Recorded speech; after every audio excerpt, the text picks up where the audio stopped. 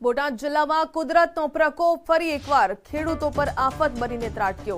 ગઈકાલે સાંજના સમયે અચાનક વાતાવરણમાં પલટો આવતા સાળંગપુર, ગઢડા શહેર અને ગ્રામ્ય વિસ્તારોમાં કડાકા ભડાકાની સાથે મિની વાવાઝોડું ફૂંકાયું હતું।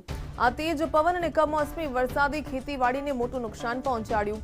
ગઢડા તાલુકાના અડતાળા, લાખણકા, ખોપાણા અને ઢસા સહિતના અનેક ગામોમાં ખેતીના પાકોને પાયમાલ કરી નાખ્યા। ખેતરોમાં કાપીને રાખેલા ઘઉં અને ચણાના પૂળા પલળી ગયા હતા, જેના કારણે ખેડૂતોની આખી વર્ષ કરેલી મહેનત પર પાણી ફરી વળ્યું। એટલું જ નહીં પણ વરિયાળી, જીરું અને પશુઓના ઘાસચારાને પણ ભારે નુકસાન થયું છે। જે ખેડૂતોનો કપાસ વીણવાનો બાકી હતો તે પણ વરસાદમાં પલળી જતા કપાસની ગુણવત્તા બગડવાની ભીતિ સેવાઈ। અગાઉ થયેલા માવઠાના મારથી ખેડૂત હજુ માંડ બેઠો થયો હતો, ત્યાં ફરી એકવાર વાવાઝોડાએ વૃક્ષો અને વીજપોલ ધરાશાયી કરી તારાજી સર્જી। ખેતરોમાં ઉભો પાક પવનને કારણે સુવાઈ ગયો। હાલ બોટાદ જિલ્લાના સાળંગપુર અને ગઢડા પંથકના ખેડૂતો સરકારની પાસે આશાભરી નજરે જોઈ રહ્યા છે કે તંત્ર વહેલી તકે આ નુકસાનીનો સર્વે કરી તેમને આર્થિક રીતે પગભર કરવા માટે સહાય જાહેર કરે।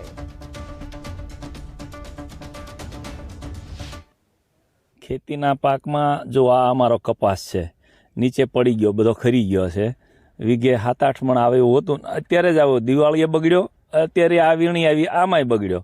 તો 8 મણ લેખે અમારે આમાં નુકસાન અત્યારે છે, હાથમાં આવશે પણ એ મજૂરી પૂરતું માંડ આવે તો કદાચ અંદાજે એક વીઘે 15,000, 20,000 એક ખેડૂતને નુકસાન છે। સરકાર તો યોગ્ય વળતર આપે, અમે કહેવી તો ક્યાં કોઈ ભાવ નથી આપતા ને નથી અમારી માંગ ક્યાંય પૂરી થવાની।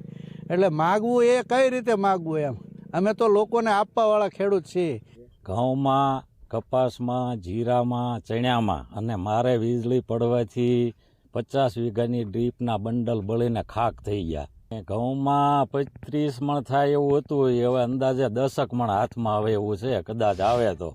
કાલે વરસાદ એટલો બધો પડ્યો અને એટલો બધો પવન હતો કે આ નુકસાન જોવો છો, આ ઘઉં આખા ઊંધા પડી ગયા છે। અને બીજું આખું ગઢડા તાલુકાની અંદર અડતાળા, લાખણકા, ખોપાળા, ઉગામેડી દરેક ગામની અંદર બહુ મોટા પ્રમાણમાં પાકમાં નુકસાન છે। ઘઉં છે, જુવાર છે, ચણ્યા છે। હાલ તો ખેડૂતો નિરાશ થઈ ગયા છે, કારણ કે ગઢડા શહેર અને તાલુકા આજુબાજુના રણિયાળા, બોડકી, ચિરોડા, ગઢાળી, અડતાળા, લાખણકા, ગોળકા આ બધા જે ગામ છે, આ બધા ગામની અંદર કાલ બપોર પછી અચાનક જ તે વાતાવરણમાં પલટો આવ્યો અને એક ધારો તે પવન અને વરસાદ, જેથી કરીને જે ખેડૂતોના પાક હતા આ પાકની અંદર બહુ મોટા પ્રમાણમાં નુકસાન થયું છે। કારણ કે જે સણ્યા છે તે સણ્યા અત્યારે બધા લઈ રહ્યા છે।